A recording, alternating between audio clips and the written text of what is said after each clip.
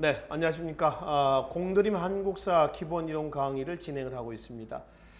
제가 지난 시간에 조선 후기 정부의 수치체제 개편, 그러니까 전세제도에서 영정법, 공납에서의 대동법, 군역제도에서 균역법에 대한 내용까지 살펴봤습니다. 그렇죠? 이 시간에는 451페이지입니다. 조선 후기 경제구조의 변화인데 지난 시간에 말씀을 드렸다시피 조선 후기 수치체제 개편은 궁극적으로 양반 지배체제 유지를 위한 목적이었다. 따라서 농민들의 입장은 전혀 헤아리지 않았다. 어느 정도는 나아지긴 했겠지만은 근본적인 대책은 아니었다는 겁니다.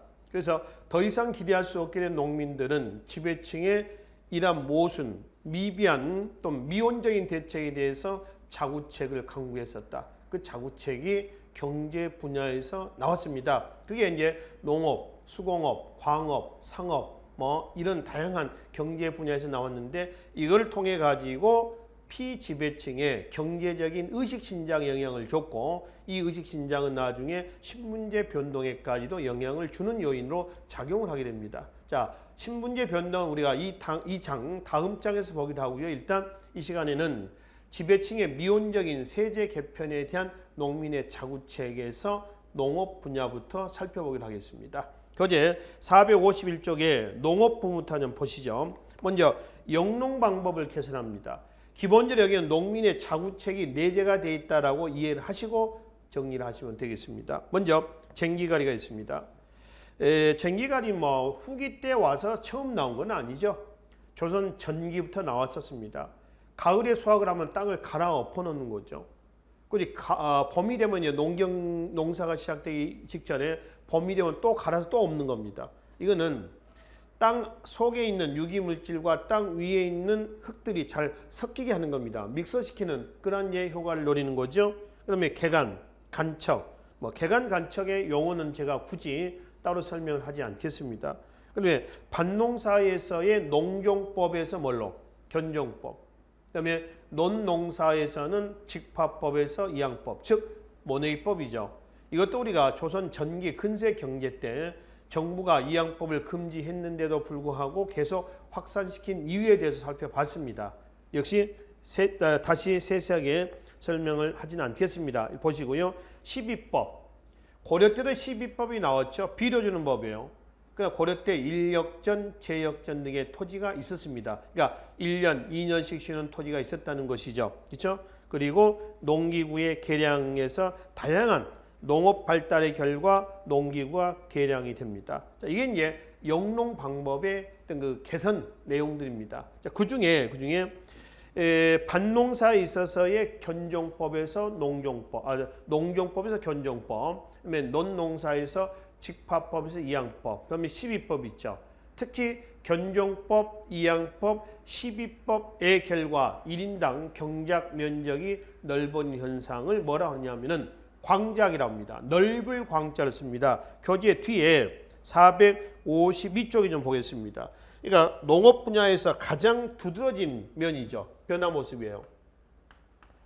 농민의 자구책에서 농업에서 견종법, 이양법, 그 다음에 시비법, 기타 농기구 개량이라든가 다양한 이런 것들이 있겠죠. 그 중에 이러한 것의 결과 1인당 경작 면적이 넓은 현상을 뭐라 한다고? 광착이라고 한다. 광착. 그렇죠? 광작이죠. 넓을 광자입니다. 조선 후기 때 새롭게 농업에서 등장하고 있는 용어예요. 그러니까 농업이나 수공업이나 광업이나 화폐나 대무역 부분에서 새롭게 등장하는 용어를 중심으로 해서 이해를 좀 하시면 되겠습니다. 광작의 결과 농민 계층이 분화가 됐습니다. 어떻게 분화가 됐냐 했더니 일부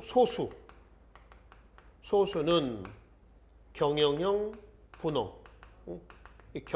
분농, 그다음에 대다수 있죠. 이 대다수는 임노동자는 누구냐면은 고공이라고 해도 고공, 그러니까 임시 노동자인데요. 머슴이에요, 머슴. 머슴은 노비가 아닙니다. 그러니까 내 몸을 팔아서 그러니까 내가 이제 그 집에 가서 일을 해주면서 임금을 받는 거죠. 그러니까 요즘에 일용직 노동자 정도 해석하시면 됩니다. 임노동자하고요. 그다음에 중도화입니다. 중도화는 중간 도매상이라고 그래요.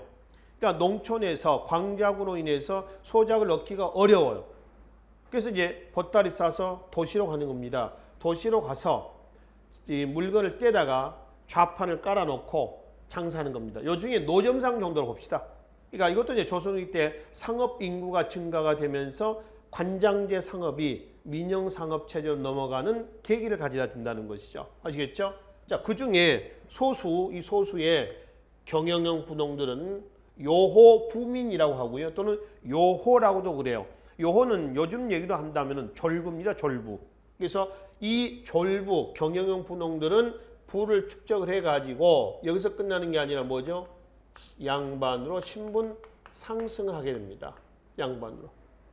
이게 뭐냐면은 경제 구조의 변동은 경제 문제에서 그치는 것이 아니라 어디에도 영향을 준다. 신분제 변동에도 영향을 준다라고 하는 겁니다. 자, 어느 날 예를 들어서 뭐 복권에 한 5억짜리 복권, 나는 50억짜리 복권에 당첨이 됐습니다. 그러면 요즘은 신분제도가 없는 사회이기 때문에 그렇지만은 경제적으로 부를 축적을 하면서 경제적인 신분 상승을 하게 되죠. 이제 그렇죠? 바뀌는 겁니다. 바뀌는 거죠. 이때 이제 신분제 사회이기 때문에 상민에서 뭘로 양반으로 신분 상승하는 이런 경우가 나온다. 그러다 보니까 조선후기 때 양반 숫자가 늘어날 수밖에 없었지 않았느냐 이 얘기예요. 그렇죠? 그래서 이제 농업 분야에서 가장 두드러진 변화 내용입니다. 광작으로 인해서 나타난 신분 계층의 변동을 얘기한다는 것이죠. 자, 그리고 수리시설의 정비 좀 봅시다. 이 양법이 조선 전기 때 일부 남부 지방만 정부에서 허용하고 나머지 지역은 봄 가뭄에 대비해서 모내기 때 봄 가뭄에 대비해서 물 문제죠. 결국 금지를 했었습니다. 근데 정부의 금지 조치에도 불구하고 농민들은 계속 확산시켜 나갔죠. 이유는 두 가지가 있었습니다. 논보리는 이 양법의 결과 벼와 보리의 이모작이 가능했죠. 근데 이제 논보리는 세금을 안 문다는 것. 또 두 번째는 모내기 때 모내기 직전에 이제 보릿고개라고 하는 시절이 있습니다. 보통 이제 4월, 5월 요때 되겠죠. 한 4월, 5월 이 보릿고개 때 덜 익은 보리를 식량 대용으로 쓸 수가 있었다는 점. 이것이 정부의 금지 조치에도 불구하고 계속 확산되게 된 이 양법이 확산되게 된 요인이었습니다. 그럼 이 양법이 확산되면서 정부는 뭐를 대안으로 제시해야 되는지 물 문제를 해결해야 된다는 거죠. 모내기 때 5월달, 6월달 이때 이제 모내기를 하는데 가뭄이 많이 들잖아요. 그렇죠? 그러니까 가뭄이 들면은 물이 없으면 모내기를 못 하니까 정부에서는 수리시설을 정비를 해야 될 거란 얘기입니다. 그래서 바로 밑에 보면 재헌사, 재헌절목에서 재헌은 저수지라는 뜻입니다. 그 저수지 관리 관청을 재헌사라고 그래요. 현종대 때죠. 그리고 이제 저수지 관리 규칙 재헌절목입니다. 뒤에 책 제목 뒤에 이거는 절목이라고 붙어 있죠. 정조 때입니다만은 절목이라고 하는 글자가 붙어 있는 책은 어떤 규칙을 만들어 놓고요. 그 규칙에 어긋나는 경우에는 어떤 처벌을 받는다는 처벌 조항까지 들어가 있습니다. 그런 책은 절목이 들어갑니다. 재헌절목만 있는 게 아니라 송금절목도 있습니다. 소나무 송자입니다. 그래서 소나무 한 그루를 잘라냈었을 때는 어떤 처벌을 받는다라고 하는 그런 법이 만들어진 법전의 일종의 규칙이 들어가 있습니다. 이거는 송금절목이고 이거는 재헌절목입니다. 그러면은 국가가 재헌사, 재헌절목 이걸 만들었다고 그래서 조선 후기 때 정부가 이 양법을 장려하였다 이렇게 해석해도 될까요? 아닙니다. 그래서는 안 돼요. 정부는 일부 남부 지방을 제외하고는 조선 시작부터 끝까지 내내 이 양법은 금지합니다. 못하게 해요. 아시겠죠? 못합니다. 그럼 이거는 뭐냐? 금지 조치에도 불구하고 계속 이 양법이 확산되니까 가뭄은 막아야 될 거 아니에요. 그러니까 거기에 대한 대안으로 나온 것이지 이거를 뒀다고 해서 이 양법을 장려했다 이렇게 오해는 하지 말자 이 얘기입니다. 아시겠죠? 그러면 농민들 입장에서 또 뭘 하냐면 보호가 있습니다. 보호라고 하는 것은 개천에 뚝을 만드는 거죠. 그러니까 보통 이제 비가 오거나 할 때 물이 많았을 때 물을 흘려보내는 게 아니라 뭐 바다나 어디로 흘려보내는 게 아니라 뚝을 만들어서 물을 가둬놓는 겁니다. 그냥 가뭄이 들면 물을 퍼서 모내기도 하고 또 부족한 논에 물도 대고요. 이렇게 했다는 겁니다. 그걸 보호라고 그래요. 일종의 이거는 국가와 농민들의 뭐죠? 바로 수리시설의 정비. 그러니까 이양법이 확산되면서 나타난 대책이다라고 이제 보시면 되겠습니다. 그래서 이거의 결과 바로 리을에 한번 봅시다. 바로 밑에입니다. 18세기 중엽 이후에는 그러니까 수리시설이 정비가 되면서 이제 이양법 해도 물 문제 때문에 큰 어려움을 당하지는 않는다는 겁니다. 그래서 18세기 중엽 이후에 밭을 논으로 바꾸는 현상이 많이 나옵니다. 이제 본격적인 논농사의 비중이 커지는 거죠. 밭을 논으로 바꾸는 걸 뭐라고 하냐면 번답이라고 그래요. 거기 한자를 보면 반답으로 돼 있죠. 그렇죠? 반답입니다. 근데 그는 반답으로 읽지 마시고 이건 이두문자거든요. 그래서 번답으로 읽습니다. 번답은 밭을 논으로 바꾸는 현상을 뭐라고 한다? 번답이라고 한다라고 이제 이해하시면 되겠습니다. 아셨죠? 그래서 이제 정조 때 가면은 논과 밭의 비율을 비교해 보면은 밭보다는 논이 훨씬 더 많았다는 겁니다. 이거는 조선 때 쌀이 상품 작물이 되고요. 쌀 수요가 더 늘어나잖아요. 그렇죠? 그래서 쌀 농사의 비중이 커지고 있었다라고 하는 것을 알 수가 있습니다. 바로 밑에 상품 작물 나와 있네요. 쌀, 지금 말씀드렸죠? 면화, 목화입니다. 채소, 담배, 인삼, 생강, 약초죠. 담배는 외란 이후에 일본에서 들어왔었던 것이 되겠습니다. 그럼 상품 작물이 재배됐다는 얘기는 팔 수 있는 물건들 아닌가요? 팔 수 있는 시장이 있었다는 겁니다. 그 팔 수 있는 시장이 어디예요? 장시죠, 장시. 그렇지? 그래서 장시가 확대가 되고 있었다. 이런 의미가 되는 거죠. 알겠죠? 그리고 이제 우측에 보시면은 구황작물이 있습니다. 이 구황작물은 말 그대로 구휼기 때, 흉년이라든가 이때 식량 대용으로 쓰는 작물이죠. 대표인 것이 뭐죠? 고구마하고 감자입니다. 고구마는 영조 때 일본에서 일본에 갔던 조엄이라는 사람이 가지고 온 겁니다. 조선후 이때 가면 일본에 외란 위에 통신사들이 가죠. 총 12차례 갔다 왔다고 말씀드렸습니다. 이때 조엄이라는 사람도 일본에 통신사로 갔다 오면서 가져온 거고요. 그 다음에 이 감자는 청나라에서 들어옵니다. 청나라에서 청에서 들어와가지고 역시 구황작물로 사용을 하고 있었던 거죠. 19세기 현종대 때 들어왔습니다. 밑에 감조보, 감저신보, 종조보는 고구마라든가 감자 재배서입니다. 그러니까 이런 것들이 재배가 확대가 되면서 재배 방법이라든가 뭐 이런 것들에 대해서 써놓은 책들도 나오고 있었다는 겁니다. 기타 밑에 농서도 있죠. 농가집석은 효종대 신속, 조선 전기 때에 3대 농서 있죠. 농사직설, 금양잡록, 사시자녀 이거를 집대성 해놓은 겁니다. 묶어놓은 거죠. 색경, 박세당의 색경이 있습니다. 채소, 원예, 축산에 관한 농업기술서입니다. 그 다음에 산림경제, 숙종대 때 홍만선이죠. 자, 산림경제입니다. 그러니까 농업의 임업, 축산업에 관련된 내용도 집대성이 났습니다. 그 다음에 정조 때 서호수의 해동농서, 이게 기출문제죠.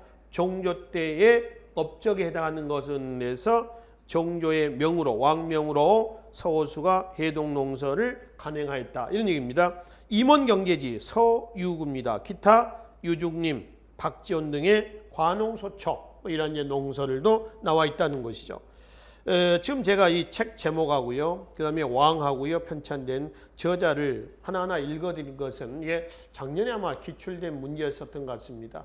그러니까 책과 저자가 바르게 연결된 것은 내 가지고 이 부분이 출제가 된 부분이에요. 그러니까 최근에 이제 출제 문제들을 보면은 대체로 어떤 그 역사에 대한 어떤 근본적인 내용이나 또는 뭐 결과라든가 이걸 묻는 문제가 아니라 어떤 문제들이 많아요? 시대순으로 배열하는 문제, 또 시대순 배열에도 이런 식으로 해서 뭐 저자와 그 다음에 책 제목을 바르게 연결하는 것, 이런 문제입니다. 사실 이런 문제는 쓸데없는 문제들인 것 같아요. 네, 제가 누누이 말씀드립니다만은 공무원 시험은 우수한 인재를 선발하는 시험이 아니죠.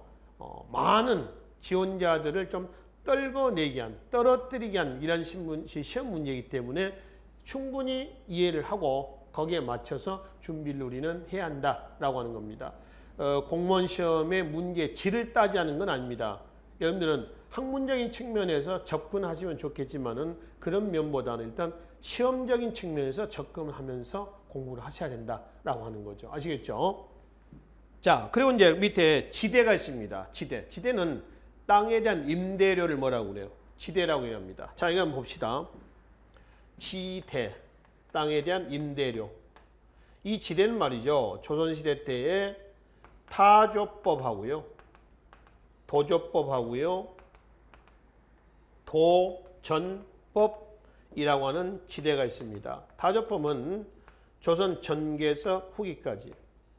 도조법하고요. 도전법은 18세기 이후에 나옵니다.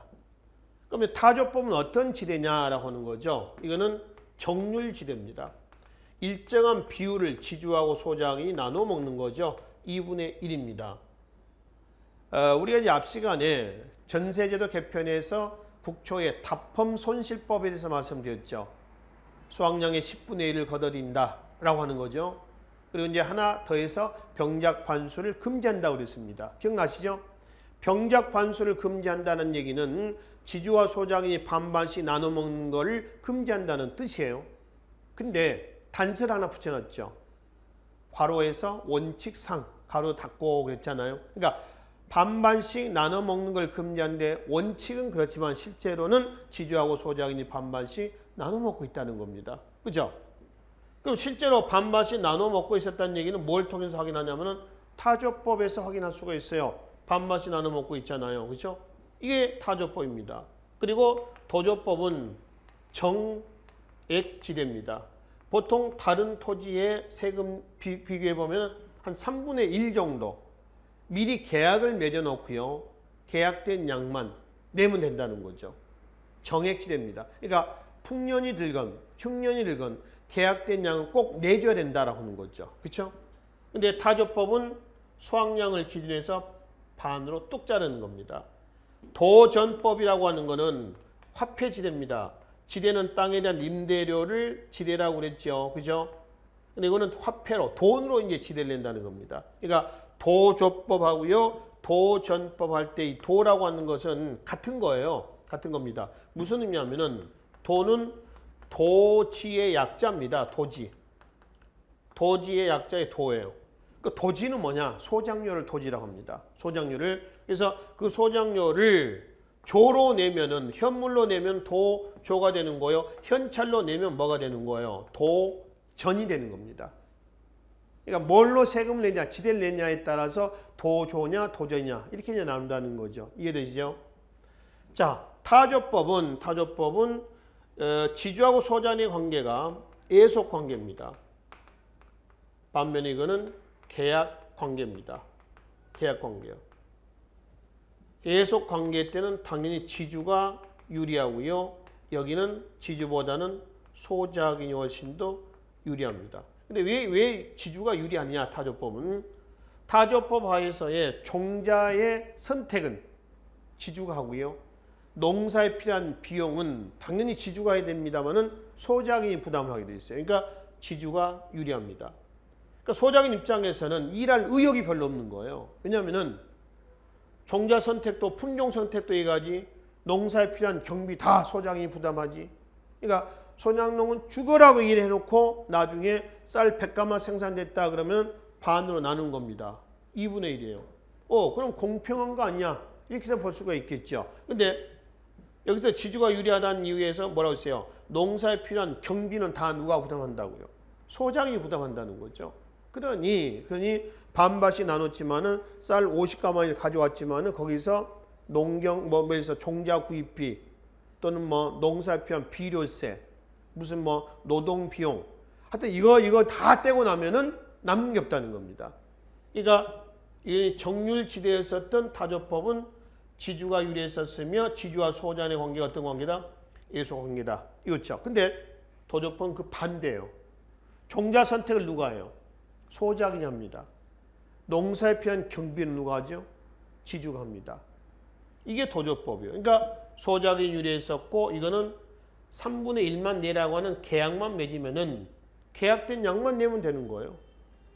그러니까 농민들 입장에서는 열심히 일할 수 있는 어떤 동기부여가 되는 거예요.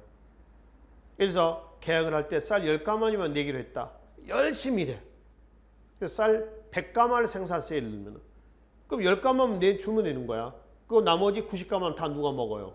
소작이 먹는 거예요. 그렇죠? 이게 도조법입니다. 그래서 이 도조법의 등장은 지금은 조선 후기 때 돌아가지고요. 조선 후기 민중 의식이 신장을 해서 지대의 변화를 가져왔다. 그 지대의 변화가 뭐냐냐?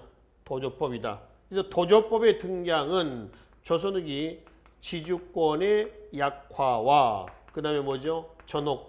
전호권의 성장을 보여주는 대표적인 자료다. 이런 얘기입니다. 그러니까 역사가 이걸 제대로 가고 있는 거예요? 아니면 거꾸로 가고 있는 거예요? 제대로 가고 있다라고 하는 걸 알 수가 있는 거죠. 그렇죠?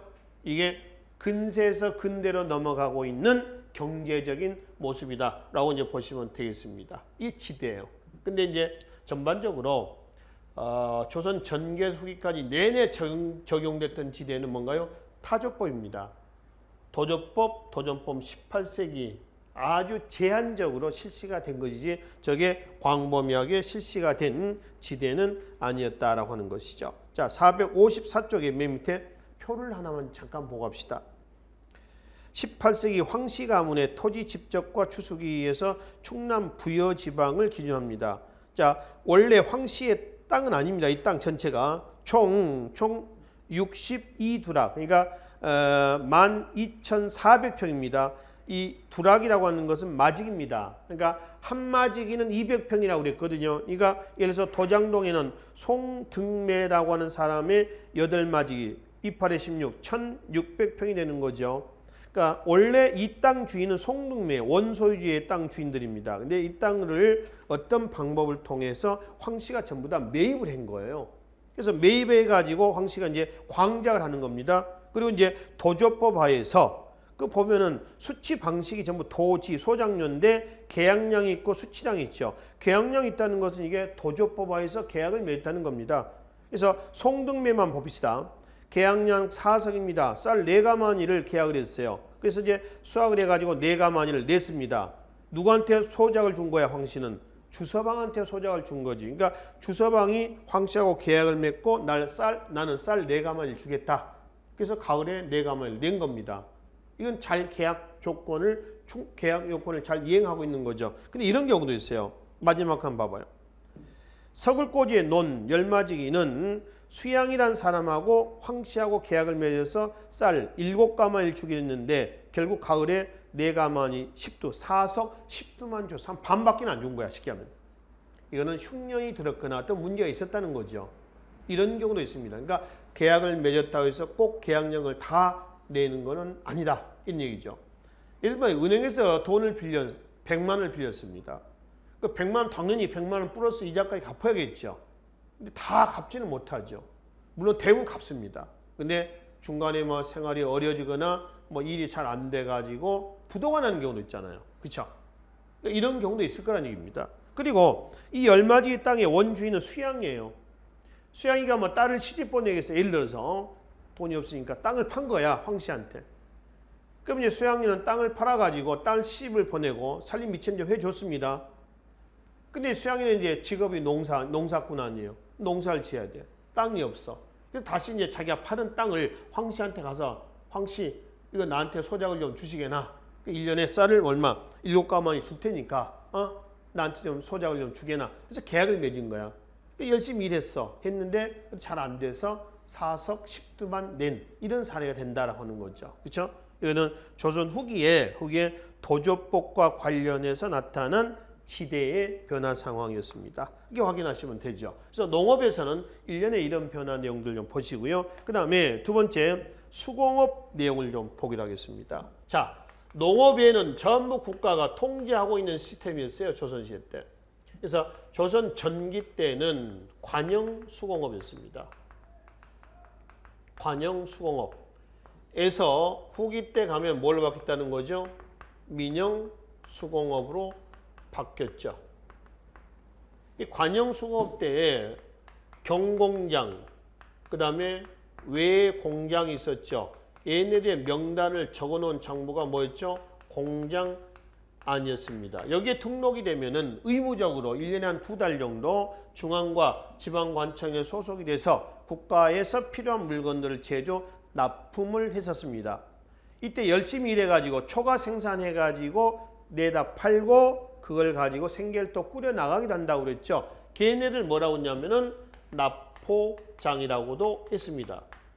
포를 납부하는 수공업자다라고 하는 거죠. 그래서 이제 이 납포장 체제하에서 경공장, 외공장과 공장원과 납포장 이런 체제하에서 관영 수공업 체제로 운영이 되고 있었는데 조선 후기로 넘어오면서 바로 관영 수공업이 위축이 되고 뭐가 민영 수공업이 발달하게 됩니다. 그 민영수공이 발달하면서 결국 관영 수공업의 틀 공장안을 폐지했었던 신해통공이라고 하는 조치가 신해년 1791년에 나왔죠. 그래서 신해통공으로 해서 해체가 되는 겁니다. 즉 수공업자의 명단을 적어놨었던 뭐를 공장안을 폐지한 조치예요.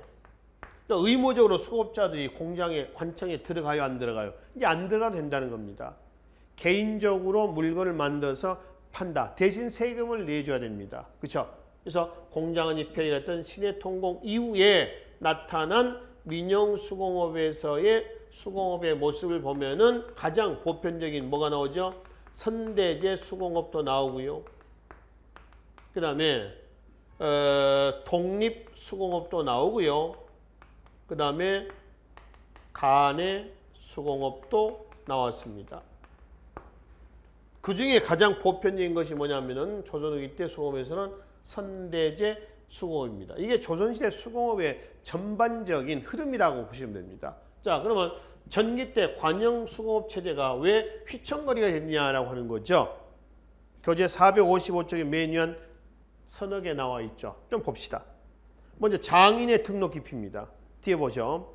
16세기를 전후해서 국가의 상공업에 대한 통제력이 약화되면서 장인들이 등록을 어디에 등록하는 거예요? 공장 안에 등록하는 것을 기피하고 있었다라고 하는 겁니다. 두 번째, 경공장과 외공장의 고용 및 유지가 어렵게 되어서 사장이 되었다. 왜 유지가 어렵냐 했더니 정부의 재정 사정이 악화가 됐다. 즉 16세기 이후에 국가 재정이 안 좋아졌다.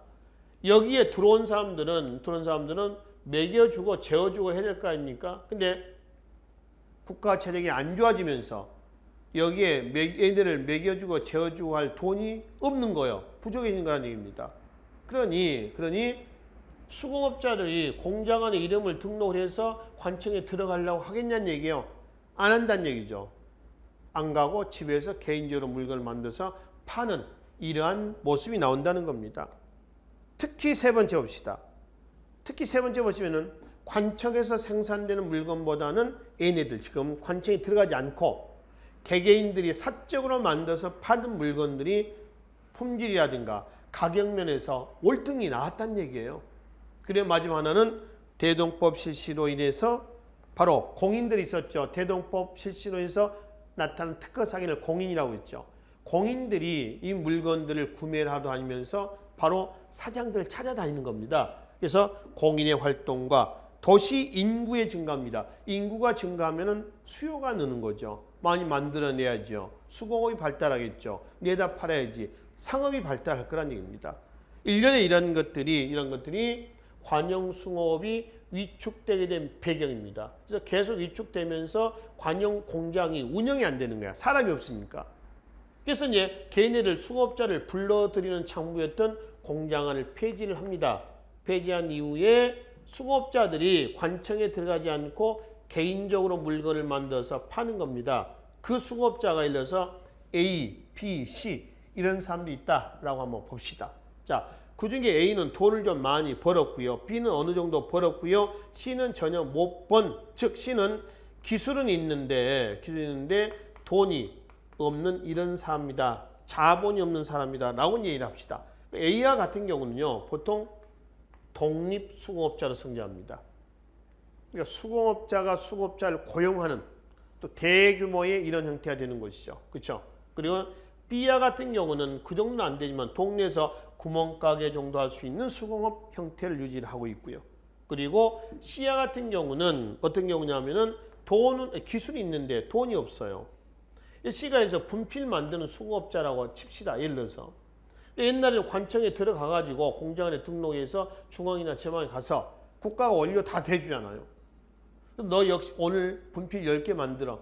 그래서 열심히 만들어서 10개를 만들어서 납품하고 과외로, 초과로 또 열심히 일해가지고 한 2개를 더 만들었어.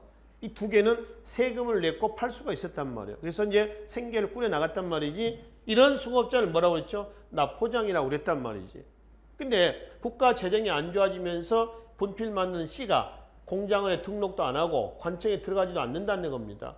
그러면 얘는 분필 만드는 기술인데 돈이 없어서, 원료 살 돈이 없어서 이게 놀고 있는 거예요. 이때 씨한테 누가 다가갔냐라고 하는 거죠. 조선 후기에 대규모 매점 매석 상인 누구였죠? 도고입니다. 도고. 다른 말로 물주라고도 했죠. 물주. 그죠? 그래서 도고가 다가서 그래서 야 내가 너 100만 원을 너한테 줄 테니까 네가 원료 사다가 분필을 한 10박스를 만들어서 줘라. 이렇게 해서 이제 상업 자본이 C라고 하는 수공업 자본을 지배해가지고 운영하는 이런 형태의 수공업이 나옵니다. 이걸 우리는 뭐라 하냐면은 뭐라고 하죠? 바로 선대제 수공업이다. C와 같은 경우가 이렇게 되는 거죠. 그렇죠? 그래서 선대 수공업은 이제 조선일 때 상업 자본이 수공업 자본을 지배한 형태예요. 또 규모가 큰 대목에서 많이 나옵니다. 그래서 교재 455쪽에 선대제 수공업의 분야의 마지막 봐봐요. 자, 소비 규모가 크고 막대한 원료를 필요로 하는 종이, 화폐, 철물 등의 제조 분야에서 이런 현상, 어떤 현상? 선대제 수공업이죠. 이런 현상이 두드러졌다라고 얘기를 한다는 것이죠. 아시겠죠? 자, 그래서 수공업에서는 선대제 수공업을 좀 이해를 좀 하시면 되겠습니다. 뒤에 456조로 넘어가겠습니다. 광업을 좀 보기로 하겠습니다. 이 광업만큼 조선시대 때 경제 정책이 뒤쭉 들쭉 날쭉한 부분이 없다라고 이제 생각하시면 되겠습니다. 15세기에서 18세기 중엽까지의 상황을 순서대로 흐름을 좀 이해를 좀 합시다. 자, 15세기 보겠습니다. 관장제입니다. 국가가 직접 통제를 해서 채굴을 하는 겁니다. 캐어내고요. 사채를 금지하고 있었습니다. 수령들이 농민들 요역동을 해가지고 야 농민들 곡괭이 들고 모여 금 10kg를 캐자 이런 식이 되는 것이죠. 그래서 10kg를 캐면은 문을 닫습니다. 이게 15세기 광업에서의 관장제입니다. 자, 근데 16세기 농민들이 부역동원을 거부를 하면서 사채를 허용하되 세금을 걷어들인 정책으로 바뀝니다. 그러니까 뭐냐면은 15세기의 관장제가 16세기 때는 서서히 휘청거리고 있었다. 동요가 되고 있었다는 겁니다. 이거는 광업뿐만 아니라 방금 여기 봤죠? 수공업에서도 16세기 국가 재정이 약화가 되면서 수공업자들이 정부의 시책에 호응하지 않듯이 마찬가지 농민들도 수령들의 어떤 요역 동원에 잘 응하지 않고 있었습니다. 그만큼 국가의 통제력이 약화가 되고 있었다는 것을 확인해 볼 수가 있는 것이죠. 16세기 광업의 특징 중에 하나가 연산군대 때 납에서 은을 분리 재련하는 방법이 발명이 됩니다. 그래서 단천, 함경도 쪽이죠. 영흥을 중심으로 광산 개발이 촉진되고 있었습니다. 16세기 때입니다. 그러면 17세기 외호란 이후에 정부가 농민을 군역 대신 광역으로 동원해서 군수물자들이 많이 채광이 됩니다. 그러니까 외란, 호란, 전쟁을 겪으면서 필요한 군수물자를 많이 채광하게 되는 것이죠. 철, 유황, 아연 이런 광산 개발이 두드러졌습니다. 자, 그러다가 17세기 중엽 효종대 가면은 설점 수세제가 실시가 됩니다. 잠깐 봅시다. 지금 광업에서 효종대 때에 17세기 중반입니다. 설점 수세제예요. 설점 수세죠. 그 한자를 잠깐 한번 살펴보실래요? 설점 수세죠. 이 점은 고려시대 때 향, 부곡, 소 기억나시죠? 향과 부곡은 일반 양인 집단으로, 그 다음에 소는 점으로 바뀐다고 그랬죠. 그러니까 점을 국가가 설치한다는 거예요. 그리고 수세, 세금을 걷어들인다는 건데 이거를 다른 말로 해석하면 관, 설, 점, 경영이라는 의미로 해석합시다. 그러니까 광산은 누가 만들어준 거야? 국가가 만들어주고 경영은 국가가 하는 게 아니라 누가 한다? 개인이 하는 겁니다. 캔 만큼 세금을 내라 이거죠. 오늘날 뭐하고 왔냐면은 오늘날에 국영기업을 민영화시킨 거 있죠. 그 국영기업을 민영화한 거하고 같다라고 이해를 하시면 되겠습니다. 그래서 효종대 때 설점수세제가 실시가 됐어요. 이게 17세기 중엽입니다. 그러다가 17세기 후반 숙종대 가니까 뭘 바뀌었어요? 별장제로 바뀌었습니다. 별장제로. 이 별장제의 별장은 누구냐면은 별장은 중앙에 호조 있죠. 6조 중에 호조에 소속된 관리입니다. 호조에 소속된 관리가 직접 광산에 가서 지휘 감독하는 겁니다. 그러니까 효종대 설점수세제하고요 숙종대 별장제를 비교해보면 국가의 통제가 어떻게 강화됐어요? 숙종대 때 별장제가 훨씬 강화가 되고 있다는 걸 알 수가 있죠. 그러다가 숙종 바로 밑에 영조 때 가면요 뭘 바뀌었어요? 수령, 수세제로 바뀌었습니다. 수령, 수세제로 바뀌었다.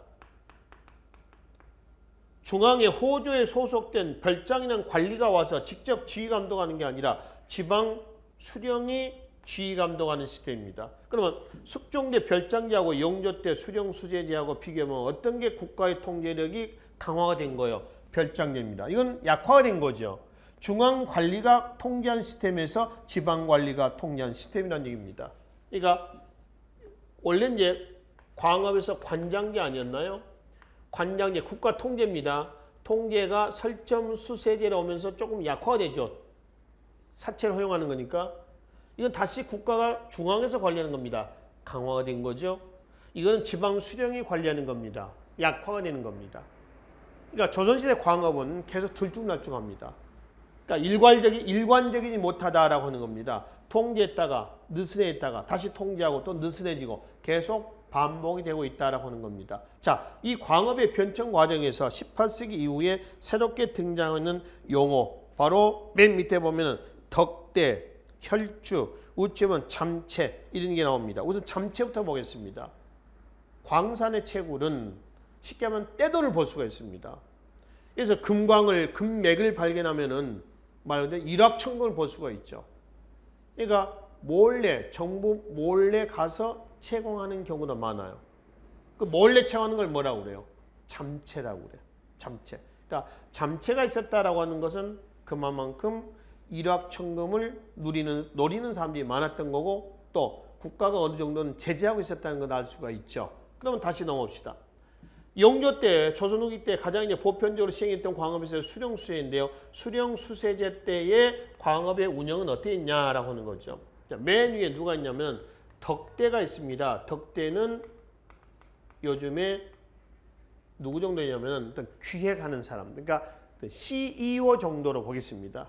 덕대 밑에는 혈주가 있습니다. 이 구동열자죠. 혈주는 요즘에 현장 감독이라고 봅시다. 밑에는 노동자들이 있습니다. 이 노동자는 조선시기의 광업이 어떻게 운영됐냐면은 분업에 의한 협업의 형태로 운영이 됩니다. 이건 말이죠. 수공업하고도 비슷해요. 조선기의 수공업과 광업의 공통점은 분업에 의한 협업 이렇게 보시면 되겠습니다. 그러면 이 노동자들은 채굴 노동자도 있고요. 재련 노동자도 있고요. 운반 노동자도 있고요. 이렇습니다. 등등등. 전부 분업화되어 있다라고 이제 보시면 돼요. 그래서 덕대, 혈주, 노동자 이게 한 시스템이 돼가지고 운영을 하고 있었습니다. 덕대는 돈은 없어요. 기획력은 있죠. 그래서 덕대가 이제 사업 계획서를 싸가지고 어디로 가냐면은 물주한테 가는 겁니다. 그래서 물주한테 가서 야, 네가 한 100억만 투자해라. 그럼 금을 한 100톤을 캐다 줄게. 이랬단 말이야. 그래서 물주가 사업 계획서를 검토를 해가지고 덕대한테 100억을 투자하는 거야. 그래서 이제 덕대가 100억을 가지고 왔어. 혈주한테 전화를 해 일러서 야, 내가 물주 하나 물어왔다. 얘를 좀 모아라. 그러면 혈주는 노동자 구인 광고를 내는 겁니다. 뭐년, 뭐월, 뭐시에 어느 지역으로 와라라고 하는 거죠. 이 광고를 보고 노동자들이 떼거지로 모여드는 겁니다. 하루 일당 줘요. 일하죠. 일당이 조선 후기 때 초창기에는 뭐 일일 예를 들어서 일일 100원이다. 근데 계속 떨어집니다. 90원, 80원, 70원 이렇게 된단 말이에요. 이렇게 된 것은 그만큼 유휴 노동력이 많았다는 거예요. 그러니까 여기 와서 이제 쉽게 하면 연료할 때면 알바를 하는 거죠. 이렇게 해서 이제 일당 처음에는 100원인데 알바하려고 하는 학생들이 많다 보니까 90원, 80원, 70원 이런 식으로 계속 떨어진다는 겁니다. 특히 노동자들은 어디서 많이 또 나오고 있냐면은 여기 보겠습니다. 농촌 한번 갑시다. 농촌에 광작으로 인해서 농민계층이 분화가 됐다고 했죠. 그중에 누가 있어요? 임노동자 있죠. 임노동자 누구라고 할까? 임시노동자, 날품팔이 노동자로 있지. 요즘에 일용직 노동자라고 그래요. 걔네들이 이제 혈주가 붙인 노동자 구인 광고를 보고 어디로 오는 거예요? 바로 광산으로 가서 여기에서 일을 하는 겁니다. 그렇죠? 생계를 꾸려나가는 거죠. 이런 과정이다라고 보시면 됩니다. 그러니까 조선 후기 때 지금 도고, 물주 있죠. 이 도고 상업에서 다시 보겠습니다만은 상업 자본이 수공업 내지 광업에도 영향력을 미치고 있다라고 하는 것을 확인해 볼 수가 있는 거죠. 이런 건 자본주의적인 요소 아니에요. 그렇죠? 자본주의. 국가가 운영했던 그런 도고 물주가 아니거든요. 대규모 매점 매석 상인을 얘기한다라고 보시면 되겠습니다. 자, 우측에 사료가 하나 있습니다. 457쪽에 조선 후기 광산촌의 모습이죠. 이 사료는 이 사료를 제시하고 기출 문제를 보면요.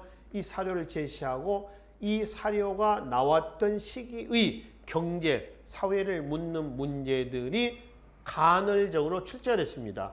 그러니까 이 사료를 읽어보시면서 아 이거 조선 언제다, 후기다라고 하는 것을 여러분들이 직감적으로 인지를 하셔야 된다는 거죠. 아시겠죠? 자, 그럼 이제 상업을 좀 보기로 하겠습니다. 이 상업도 조선 전기 관영상업이죠. 관영상업. 에서 후기에는 뭘로 가죠? 민영상업체제로 바뀝니다. 관영상업에서 뭘로? 민영상업으로 간다. 그러니까 지금 관장제에서 수공과 같은 거 아닌가요? 민영화로 넘어간다라고 하는 겁니다. 그러니까 왜 넘어갔느냐라고 하는 그 배경이 있죠. 배경을 봐야 되겠죠. 국가 통제가 해이해지게 배경을 보고 그리고 이제 여기에서 일로 넘어오게 된 법적인 조치가 있었을 겁니다. 그 법적 조치를 뭐라 하죠? 역시 신해 통공이에요. 1791년 신해 통공이 여기에 해당이 되겠습니다. 아시겠죠? 이 신해 통공이란다면 시전 상인에게 줬었던 금, 난, 전권을 뭐 하는 거죠? 폐지하는 겁니다. 모든 금난정권 폐지가 아니라 시전 상인이 가지고 있는 난전, 잡상인들을 단속할 수 있는 권한을 폐지했다라고 하는 거죠. 아시겠죠? 이렇게 해서 이제 조선기 때 사상들이 많이 등장할 겁니다. 조선 전기 때 관상으로서 중앙에는 뭐가 있었어요? 시전을 국가가 설치하고 시전을 임대해 줍니다. 임대받은 상인을 뭐라고 그래요? 시전 상인이라고 하죠. 자, 지방에는 뭐가 있나요? 장시를 무대로 활동했었던 누가 있어요? 보부상이 있었습니다. 보부상 관상이라고 그랬지 사상이 아닙니다. 관어 행상단이다라고 하는 것이죠. 이렇게 해서 이제 운영이 되고 있었고 특히 이 시전 상인들하고 중앙에서 장사가 가장 잘 됐다라고 하는 뭐가 있었니? 유기전이 있었죠. 조선 중기 후기로 넘어가면서 시전 상인들, 유기전 상인들 얘네들에게 국가가 부여했던 특권이 뭐야? 금, 난, 전권이었는데 이 금난 정권의 특권을 얘네들이 너무 많이 이용을 하는 겁니다. 그래서 얘네들이 갖고 있는 그걸 폐지한 조치가 신해통공이었고 그거의 결과 관장제에서 뭘로? 사장제, 민영상업체로 넘어오면서 중앙과 그 다음에 지방의 사상들이 성장하게 될 겁니다. 자, 우선 이 상인들 보기 전에요. 왜 관영상업이 위축됐는가라고 하는 그 배경부터 좀 살펴보기로 하자고요. 자, 457쪽의 밑에 조선 후기 상업 발달의 배경을 좀 보도록 합시다. 17세기 이후 상품 유통이 활성화됐다라는 얘기인데 이거는 조선 후기 팔 수 있는 물건이 많아졌다는 겁니다. 팔 수 있는 물건이 많았다는 얘기는 농업 발달과 수공업의 발달을 토대로 하겠죠. 토지에서 많이 생산했고요. 또 많이 만들어내는 겁니다. 그렇죠? 그래서 팔 수 있는 물건이 많았고 두 번째 보겠습니다. 대동법 실시와 공인의 활동으로 상품 유통 경제가 발달했다. 대동법 실시로 인해서 나타난 특허 상인이 공인이라고 그랬죠. 선해청으로부터 공가를 선불로 받아가지고 그 필요한 물건들을 직접 발품을 팔고 다니면서 구매를 하고 있었습니다.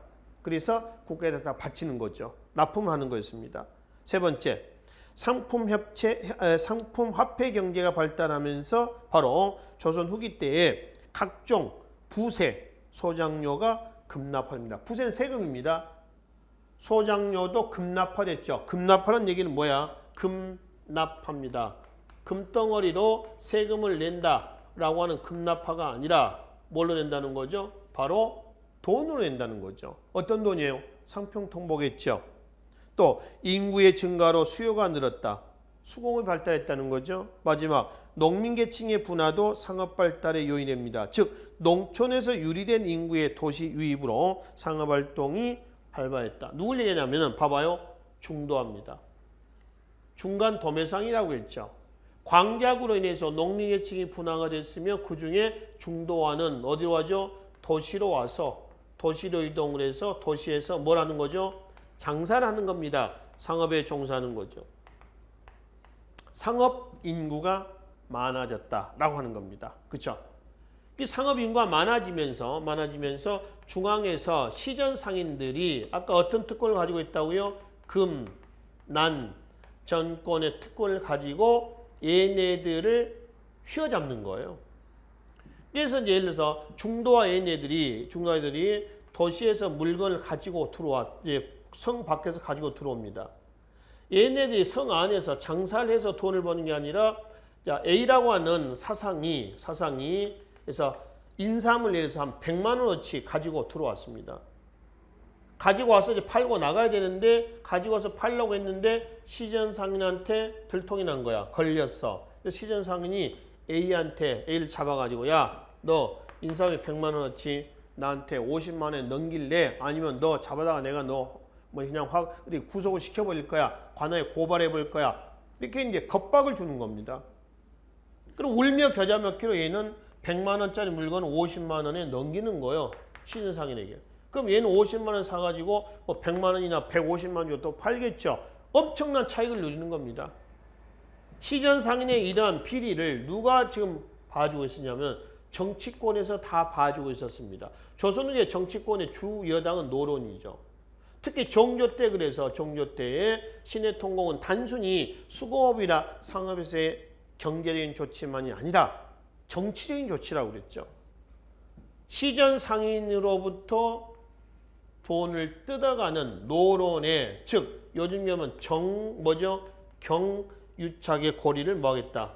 끊겠다라고 하는 취지예요. 신해통공이. 이건 종조의 왕권 강화책과 관련이 있다는 거죠. 그렇죠?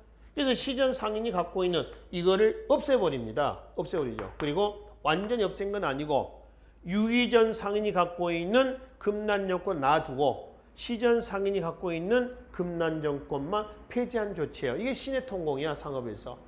그래서 조선후기 때 사상들이 자유롭게 제법 합법적으로 장사할 수가 있는 시스템이 된 겁니다. 그러니까 조선후기 때 상공업이 특히 정조 때 발달하게 된 배경 신해통공하고 관련이 되어 있다라고 하는 것이죠. 해서 나타난 조선후기 때 사상들이 바로 밑에 457쪽에 맨 밑에 나와 있고요. 뒤쪽에 보면은 대표적인 사상에서 지금 중앙과 지방에서 나와 있습니다. 자, 이렇게 한번 봅시다. 중앙에서는 누가 있어요? 종루, 이연, 칠패, 누원 여기에서의 상인들이 있습니다. 뭐 종로입니다. 이연은 남대문 시장이고요. 동대문 시장입니다. 칠패는 남대문 시장이고요. 누원은 지금 서울 도봉구 쪽입니다. 도봉산역 부근이에요. 전부 사상입니다. 그럼 이 사상이 있었다고 해서 유기전 상인이나 시전 상인이 없어진 건 아니야. 있는데 사상이 이 배경하에서 성장한 민영 상인들, 즉 사상이었다라고 하는 겁니다. 자, 지방으로 좀 가겠습니다. 객주, 여각, 거간. 객주는 물건의 위탁 판매, 창고, 보관업, 금융업도 합니다. 객주가 좀 작은 규모고요. 여각이 좀 큰 규모라고 보시면 됩니다. 그리고 거간은 요즘에 중개업자입니다. 가락동 농수산물 시장이라든가 큰 그 대규모 시장 가면 거간꾼이라는 용어를 씁니다. 중개업자를 거간꾼이다라고 이제 얘기를 하시면 되겠죠. 또 객주 여각의 활동은 지방의 특히 어디에서 포구나 장시에서 활동하거든요. 자, 교재 459쪽 봐봐요.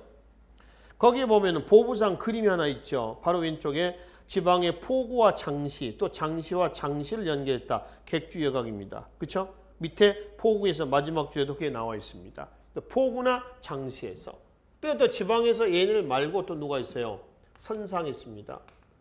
선상은 배를 타고 장사한다 해서 선상이라고 그래요. 얘네들이 부를 축적을 해서 경강상인으로 성장합니다. 경강상인은 강상이라고 얘기를 합니다. 하나 주의하실 것은 미국 어물 수송 판매를 했는데 수송 판매를 하면서 조선업에도 종산하고요. 또 얘네들은 대외 무역을 통해서 막대한 부를 축적을 했던 다른 상인과는 달리 대외 무역은 하지 않습니다. 국내에서 어물 수송 판매를 하고 있었다는 겁니다. 그럼 대외 무역을 통해서 많은 부를 축적했던 상인들이 있습니다. 의주의 상인 만상이라 하고요. 평양의 상인을 사상이죠. 유상이라 합니다. 개성의 상인을 송상이라 합니다. 이 송상은요. 송방이라고 하는 지점도 두고요. 부기도 썼다고 그래요. 부기. 인삼을 재배 판매를 합니다. 부산 동래에 가면은 네 상이 있습니다. 그중에 의주, 평양, 개성의 만상, 유상, 송상은 대청무역에 종사하면서 많은 부를 축적을 하고요. 개성 공내의 송상과 내상은 대일무역에도 종사해서 많은 부를 축적을 합니다. 그럼 누구는 지금 양다리를 걸치고 있어요? 송상이죠. 개성에. 그래서 조선계 대무역도 같이 좀 묶어서 볼 필요가 있습니다. 여러분들 교재 461조로 가면은 중개무역이 있죠. 뭐냐면은 조선 후기 때 공통적으로 일본과 청에 수출했던 품목은 뭐겠어요? 송상의 주력품 뭐라고요? 인삼이에요. 또 하나 조선 후기에 일본에서 일본 사다가 청에다 되팔았던 중개무역 품목이 있습니다. 뭔가요? 은입니다. 조선 후기에 은광 개발에 활기를 띨던 배경도 여기서 사시면 돼요. 아시겠죠? 그리고 조선 후기에 은광 개발도 개발의 결과 은이 그래서 부족해서 일본에서 사다가 청에다 되팔았다라고 했는데 청나라는 그럼 왜 은이 많이 필요했을까라고 하는 거죠. 청나라 조세 제도를 보시면 됩니다. 청나라 조세 제도를 뭐라면 지, 정, 은제라고 그래요. 정세를 지세에 포함시켜서 은으로 걷어들인다 해서 뭐라고 그래요? 지정은제라고 얘기를 한다는 거죠. 아시겠죠? 그러니까 은이 많이 필요했을 겁니다. 거꾸로 청나라에서 은이 많이 유출된다라고 하면 청나라 경제 파탄이죠. 실제로 이런 경우가 있었어요. 1840년 그래서 터졌던 아편전쟁입니다. 42년 영국에서 난징조약을 통해서 개항이 됐죠. 아편을 집어넣고 은을 빼내는 겁니다. 경제 파트로 넘어가지 않습니까? 그래서 청나라 경제 구조를 우리가 이해를 좀 하시면 됩니다. 아시겠죠? 우리는 이제 물론 이 사상들이 활동했다고 그래서 어때서 조선 후기 때 지방의 장시 보부상이 죽었다는 얘기는 아닙니다. 여전히 보부상 활동이 있었습니다. 그리고 선상, 경강상인들은 아까 잠깐 말씀드렸죠. 포구를 통해 가지고 활동을 했고요. 이 포구하고 지방의 보부상리 활동했던 장시하고 규모를 보면은 당연히 포구의 비중이 컸다라고 이제 보시면 되겠습니다. 그리고 종로, 이연, 칠패, 누원, 객주, 여각, 거간, 선상, 경강상인, 만상, 유상, 송상, 내상 있죠. 얘네들 사상들입니다.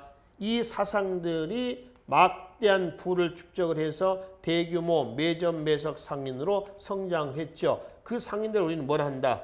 도고를 한다. 이 도고가 아까 말씀드렸던 누구죠? 많은 자본을 갖고 있는 누구? 물주다라고 하는 거죠. 그래서 그 자본을 토대로 해서 수공업에도 일정 영향력을 미치고 있고 광업에도 일정 영향력을 미치고 있는 이런 모습들을 확인해 볼 수가 있다라고 하는 것이죠. 이게 조선 후기 상업에 있어서의 일련의 변화 내용이 되겠습니다. 자, 교재 460조로 하겠습니다. 화폐를 좀 보겠습니다. 화폐 유통은 조선후기 때 이러한 여러 가지 지금 상업, 농업, 수공업, 대무역의 발달과 조선후기 때 세제 급납화 현상, 각종 세금이 급납화로 바뀌죠. 그러니까 지대에서 도전법 같은 경우도 있잖아요. 로 인해서 화폐 유통이 활발하게 됐는데 그 화폐가 조선후기 때 대표적인 상평통보입니다. 상평통보는 인조 때 상평청을 두고 주절하죠. 그래서 이제 유통시키지 않습니다. 그 다음에 효종대 때 상평통보를 이제 유통을 시켜요. 잘 안 됩니다, 처음에는. 그러다가 숙종대 때에 주전도감이라는 관청을 두고 요즘에 조폐공사죠. 여기서 이제 뭐를 상평통보를 주조해서 유통을 시키는데 전국적으로 유통이 됐어. 아시겠죠? 그러면은 숙종대 때 화폐가 전국적으로 유통될 수 있었던 시대적 배경은 숙종대 때 전국적으로 뭐가 실시가 됐어요? 대동법이 실시가 됐죠. 대동리, 대동포, 대동천 이걸 얘기하는 겁니다. 그래서 광범위하게 유통이 됐습니다. 특히 중앙의 주전도감에서만 화폐를 만드는 게 아니라 각 지방 관청에서도 화폐를 만듭니다. 화폐 단위는 같겠죠. 화폐를 어떻게 만드냐면은 거푸집 아시죠? 우리 청동기 철기제 때문에 거푸기 나오죠. 그 거푸집 같은 주물 틀을 만들어서 각 관청에다가 배포하는 겁니다. 그래서 이제 뭐 동전이니까 동을 녹여가지고 부어서 굳으면 벌려서 다듬어서 유통을 시키는 거죠. 요즘에 화폐 찍어내듯이 이런 겁니다. 문제는 이렇게 되다 보니까 상품화폐 경제 발달에는 기여를 했겠지만은 긍정적인 사인이죠. 근데 부정적인 측면도 있습니다. 위패가 많이 나온다는 거죠. 그 위패, 가짜 화폐를 얘기합니다. 위조지폐를 얘기하는 거죠. 또 하나 부정적인 측면 중에 하나가 있습니다. 전황입니다. 밑에 박스 좀 쳐. 밑에 차에서 전황이죠. 전황이라는 현상은 화폐 유통이 부족한 현상을 뭐라고 그래요? 전황이라고 하지 화폐가 부족한 현상을 전황이라고 하지 않습니다. 즉 화폐를 많이 만들어서 유통을 시켜 정부에서는. 정부가 이제 화폐를 많이 유통시키는 경제를 휘어잡겠다는 겁니다. 근데 조선 후기 때 화폐가 많이 만들어서 유통을 시키면은 말 그대로 유통이 되는데 유통이 안 되는 겁니다. 지주,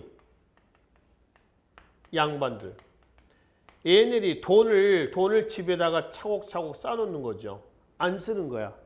쌓아놔. 그러니까 화폐 유통이 잘 돼, 안 돼? 안 돼. 그걸 뭐라고 그래요? 전황이라고 그래. 그럼 얘네들이 왜 돈을 안 쓰고 쌓아놓냐라고 하는 겁니다. 화폐 자체를 치부의 수단으로 쓰는 겁니다. 치부. 부의 축적 수단으로 쓰는 거고요. 또 우리가 조선 후기 세제개편에서 봤죠. 조선 후기 세금은 거의 뭐라고 했어요? 급납하라고 그랬죠. 이거예요. 돈으로 세금을 내는 분위기거든요. 현물로 내는 게 아니라. 그러니까 농민들은 어떤 상황이 돼버리냐면 농민들은 쌀이 예를 들어서 100가마가 있는 거야. 예를 들어서 100가마가 있습니다. 쌀이 100가마가 있는데 쌀로 세금을 내는 게 아니라 뭘로 낸다고요? 돈으로 세금을 내는 분위기란 말이에요. 그렇죠? 그러면 돈으로 세금을 내는데 돈은 없어. 쌀만 있는 거야. 그래서 세금을 내기 위해서 농민은 쌀을 가지고 거꾸로 뭐를 사는 거야? 돈을 사는 꼴이 되는 거죠. 그러니까 시골에 5일장 열리지 않습니까? 시골 5일장 가면은 할머니들이 이제 그 시장을 보기 위해서 장날 뭐 은행 가서 돈을 찾아와서 뭘 사는 게 아니죠. 어떻게 합니까? 집에서 이제 경작한 팥, 찹쌀, 콩 이런 것들 한 보따리씩 들고 오시죠. 와서 그냥 좌판 깔아놓고 그게 이제 중도화도 쉽게 하면은 좌판 깔아놓고 팔아요. 쌀을 팔아서 돈을 사는 꼴이 되는 거야. 그러니까 돈으로 쌀을 사는 게 아니라, 그렇지? 그 반대 사람은 이제 돈을 주고 쌀을 샀겠지만은 그 돈을 가지고 뭘 또 사는 거죠. 이렇게 되는 거죠. 돈을 산다는 얘기는 그런 의미예요. 돈 산다라고 하는 의미는. 그러면 지주나 양반들은 지금 돈을 많이 축적을 하고 있잖아요. 그래서 돈 예를 들어서 뭐 10원이면은 쌀 한 가마다 예를 들어서 그러면은 이게 쌀 한 가마가 아니라 쌀 두 가마를 줘야지 10원을 주고 돈 값이 이제 상승되는 이런 현상이 나온다는 겁니다. 이거는 얘네들의 전황으로 인한 결과였습니다. 결국 이제 농민들에게는 별 혜택이 없는 거죠. 그래서 농민들 입장에서 고민했던 중농실학자 그중에 이익 같은 경우는 폐전을 주합니다. 쓰지 말자는 거죠. 근데 중상실학자 있죠. 예를 들어서 뭐 유수원이라든가 또는 뭐 박지원이라든가 이런 중상실학자들은 그래도 상공업체 등을 해서는 화폐를 써야 되지 않겠느냐. 그래서 용전론을 주장하기도 합니다. 이거는 화폐가 유통이 되면서 나타난 양면성이죠. 긍정적인 면도 있고요. 부정적인 면도 있다라고 하는 겁니다. 특히 조선후기에 상품화폐 경제가 발달하면서 화폐, 동전도 무겁잖아요. 이게 한두 개는 괜찮지만은 뭐 100개 정도 된다라고 해봅시다. 그 짊어지기도 힘들어요. 불이니까 무거울 거 아니에요. 그래서 18세기 후반 이에 가면은 또 뭐도 나오냐면은 신용화폐도 나옵니다. 환어음과 같은 신용화폐도 나와요.